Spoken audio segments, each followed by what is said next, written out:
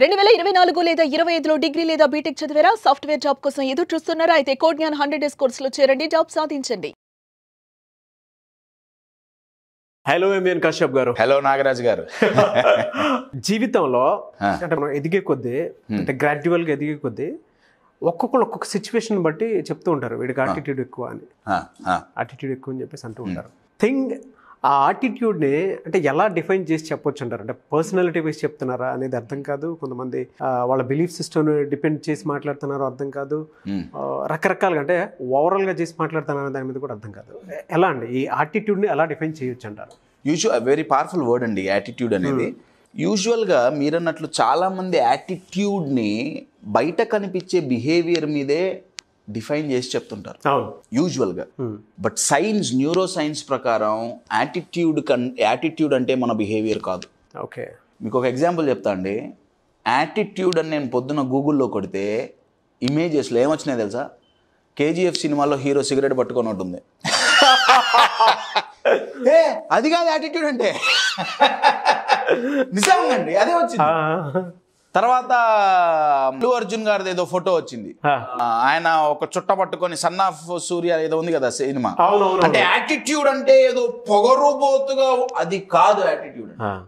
Attitude అంటే science ప్రకారం చెప్పే డెఫినేషన్ ఏంటయ్యా అంటే మన దృష్టికోణం ఏంటి, మన పర్సెప్షన్ ఎలా ఉంది, మనం ఒకదాన్ని ఎలా చూస్తున్నాం, ఎలా అర్థం చేసుకుంటున్నాం అనేదే యాటిట్యూడ్. నేను మీకు ఒక ఎగ్జాంపుల్ ఇస్తా. ఈ వీడియోలో 2-3 ఎగ్జాంపుల్స్ ఇస్తా యాటిట్యూడ్ గురించి. Okay, example number 1. రోడ్డు మీద పోతున్నాం ఏమండి, బకెట్ పట్టుకొని ఎవడో నీళ్లు పోసాడు, ఏమవుతుంది? మండుద్ది. మామూలుగా నీళ్లు చల్లవైనా హీట్ ఎక్కుద్ది కదా, ఇక్కడ కదా హీట్ ఎక్కుతుంది. నా మీరు ఎవరైతే అదే వ్యక్తి అవే బట్టలు వేసుకొని అవే రోడ్డు మీద పోతున్నాడు, మళ్ళీ నీళ్లతో తడిశాడు, కానీ ఇప్పుడు ఆ నీళ్లు వర్షం రూపంలో వచ్చినాయి. అంత మండుతుందా? ఫీలింగ్ మారిందా లేదా? మారిందా లేదా? నీళ్లు సేమ్, తడవటం సేమ్, కానీ ఫీలింగ్ మారింది. నా థర్డ్ లెవెల్, నా అదే వ్యక్తి అదే బట్టలు నా ఒక టెంపుల్లో అభిషేకం చేసి నీళ్లు చల్లుతున్నారు. ఫస్ట్ 2 చోట్లే నాకు నీళ్ళు వద్దు, ఇక్కడ ఆయన ఉరుకుతాడే నా మీద జల్లు. నీళ్లు మారినాయండి, నీళ్లను చూసే విధానం మారింది. అవును, ఆ చూసే విధానాన్ని నేను యాటిట్యూడ్ అంటున్నా.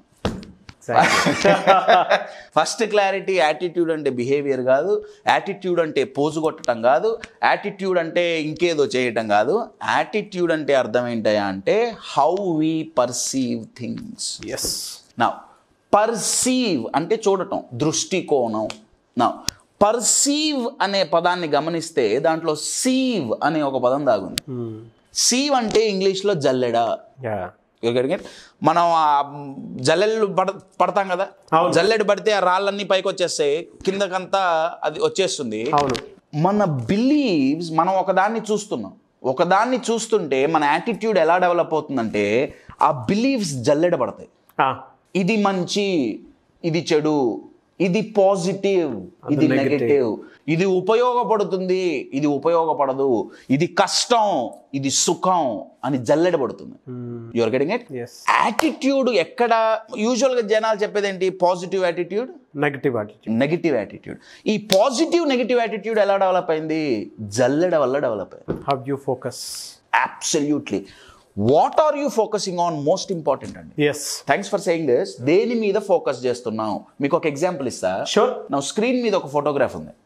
ఓకే, ఆడియన్స్ మీకు కూడా కనిపిస్తుంది. నా ఈ ఫోటోగ్రాఫ్లో 2 ఇమేజెస్ ఉన్నాయండి. అవును. ఒకటి కింద ఒక కపుల్ డాన్స్ చేస్తున్నారు, రైట్? ఎంతో ఆప్యాయంగా, ఎంతో ప్రేమతో, ఒక రొమాంటిక్ మూడ్లో డాన్స్ చేస్తున్నారు. అవును, యువర్ గెటింగ్ ఇట్? కానీ వాళ్ళ షాడో చూస్తే ఎట్లుంది? కొట్టి చంపేస్తున్నట్టుంది. అబ్బాయిని గుద్ది అబ్బాయి అమ్మాయిని గుద్దుతున్నట్లు. Yes or no? ఎస్. ఏది నిజం అండి దీంట్లో? కిందది. అబ్సల్యూట్లీ కిందది రియాలిటీ, పైన దాని పేరు యాక్చువాలిటీ, రియాలిటీ కాదు. మన లైఫ్ని చాలా, ఇప్పుడు ఒక సిచ్యువేషన్ వచ్చింది, యువర్ గెటింగ్ ఇట్. ఆ సిచ్యువేషన్ ని చాలా మంది అట్లా చూస్తున్నారు, పైన షాడో లాగా. అవును, వామ్మో ఏదో జరిగిపోతుంది, ఏం జరగట్లా. యాక్చువల్ గా ఏం జరగట్లా, జస్ట్ వెయిట్. ప్రాబ్లం రాంగ్ అనే. అందుకే చెప్పేది ఏంటంటే, ప్రాబ్లం కి మీ యాటిట్యూడ్ ఏంటి, towards problems what is your attitude అని ఎందుకు అడుగుతారంటే, మీరు ఎలా చూస్తున్నారు, ప్రాబ్లమ్స్ని చూసే మీ దృష్టికోణం ఏంటి, లైఫ్ని చూసే మీ దృష్టికోణం ఏంటి, మీ పార్ట్నర్ని చూసే మీ దృష్టికోణం ఏంటి, రిలేషన్షిప్ని మీరు ఏ పర్సెప్షన్లో చూస్తున్నారు, ఇన్ షార్ట్ హోల్ లైఫ్ని ఏ పర్సెప్షన్లో చూస్తున్నారు. పర్సెప్షన్ మారిందా లైఫ్ మారిపోతుంది. చూసే విధానం కళ్ళతో కాదండి, మైండ్తో. Your getting it. ఆ మైండే జల్లెడ. అవును, యువర్ గెటింగ్ మై పాయింట్. ఏది వదిలేస్తున్నావు, ఏది పెట్టుకుంటున్నావు, ఆ జల్లెడ నెగిటివ్ ఉందా పాజిటివ్ ఉందా అనేది, అది ఏది కిందకు వదిలేస్తుంది. అసలు నా బిగ్గెస్ట్ క్వశ్చన్ ఏంటంటే అండి, నేను ఈ ఫీల్డ్లోకి రావడానికి గల మెయిన్ కారణం మీరు చెప్పిన ఒక పదం. ఏది పాజిటివ్, ఏది నెగిటివ్. నేను ఎంతో నెగిటివ్ అనుకుంటున్నా, అసలు అదే పాజిటివ్ ఏమో. Your getting my point.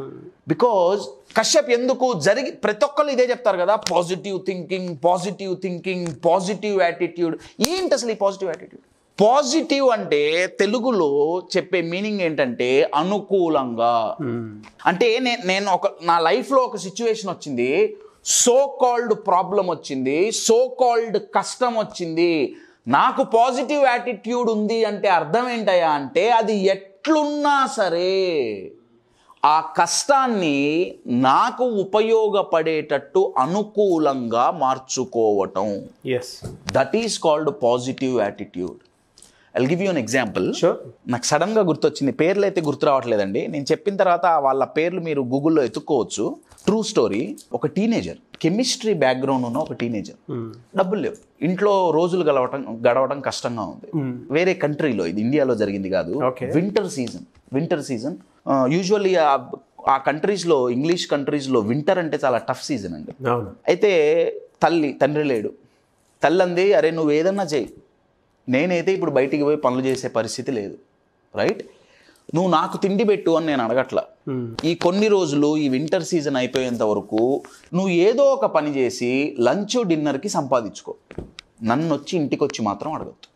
నేను ఎక్కడో చోట ఇంట్లో ఇంట్లోనో పని చేస్తా, వాళ్ళు ఏదో ఒక రొట్టె ముక్కో బ్రెడ్ ముక్కో పెడతారు, నేను తింటా. ఆ అబ్బాయి అన్నాడు, youngster, okay no problem. Job ఎత్తుక్కోవడానికి బయటకు వెళ్ళాడు. వింటర్ సీజన్, ఎక్కడ జాబులు లేవు.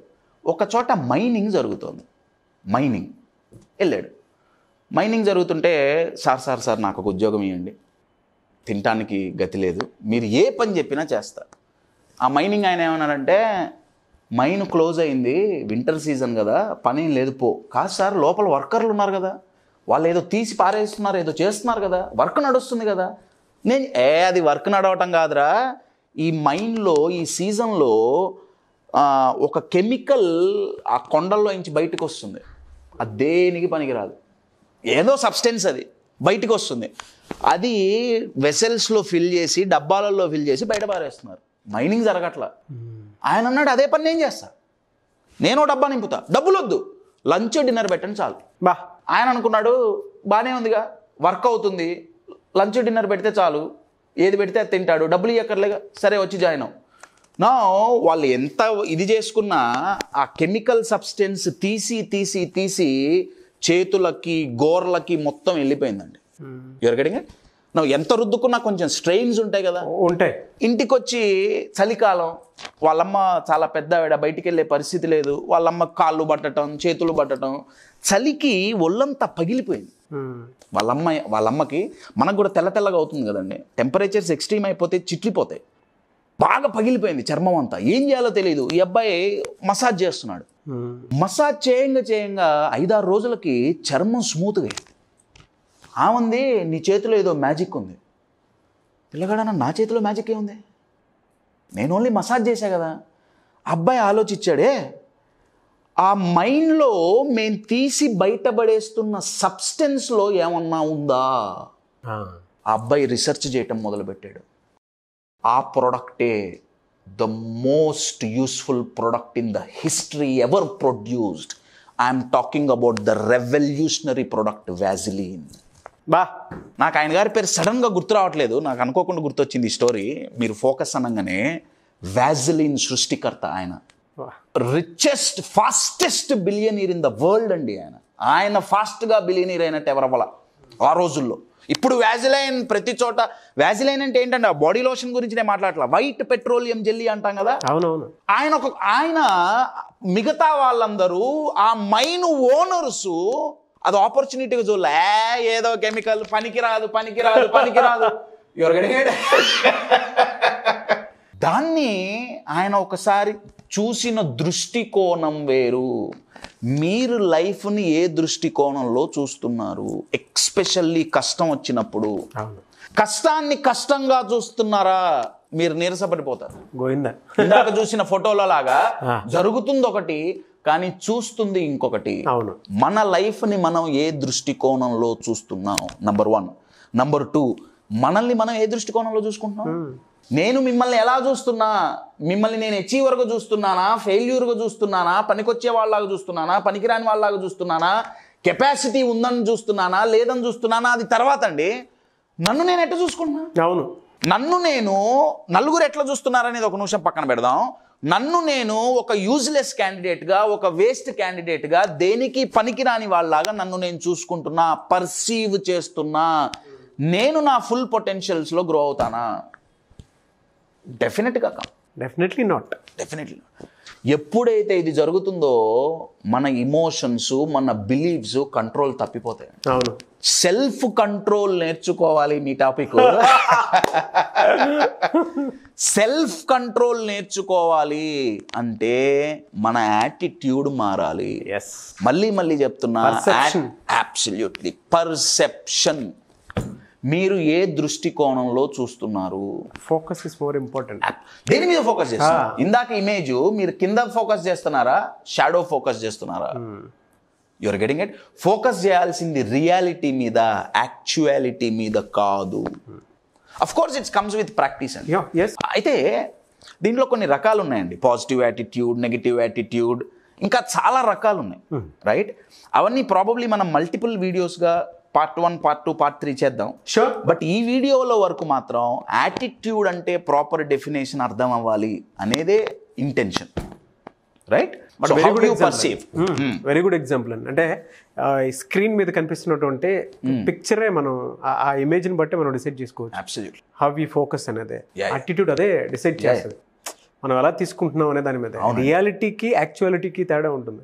అవును, చాలా తేడా. ట్రూ. వెరీ వెల్ సెడ్ అండి. మనం ఎలా తీసుకుంటున్నాం, the way we receive depends upon how we perceive. So coming to self control. వదిలిపెట్టరు మీరు? వదిలిపెట్టండి. ప్రతి ఒక్కరికి కావాల్సిన topic. Of course, very much needed. yes. Self control class ఎప్పుడు ఉంటుంది? Self control class March 26th Sunday, 1 day programme. 1 day programme అంటే యూజువల్గా 10 to 5 జరుగుతుంది. ఇది ప్రాబబ్లీ కొన్ని అవర్స్ ఎక్స్టెండ్ అవ్వచ్చు. You're getting it. ఎందుకంటే ఆ కంటెంట్ ఇచ్చేయాలి అనేది. అవును. సో పేరుకు 1 day అయినా number of hours will be different అండి. Self control is the agenda, right?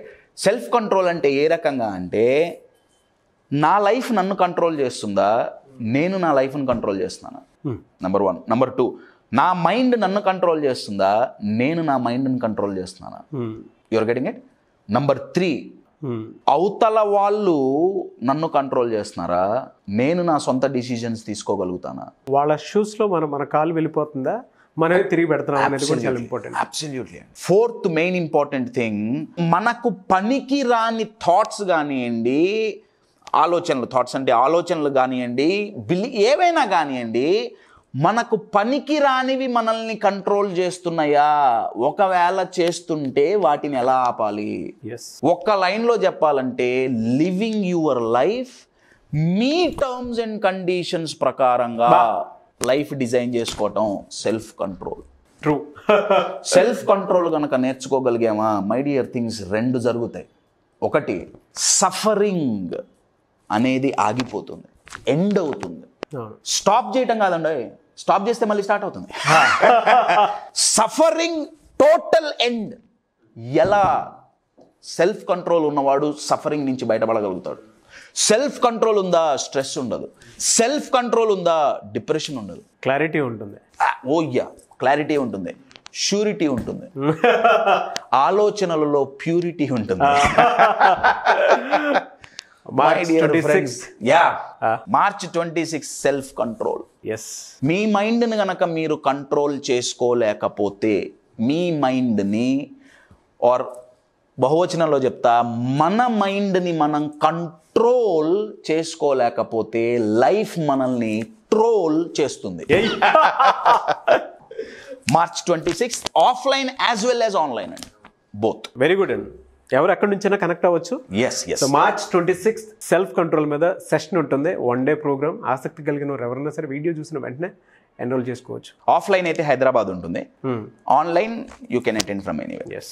Thank you so much MVR Kashyap garu. Thank you.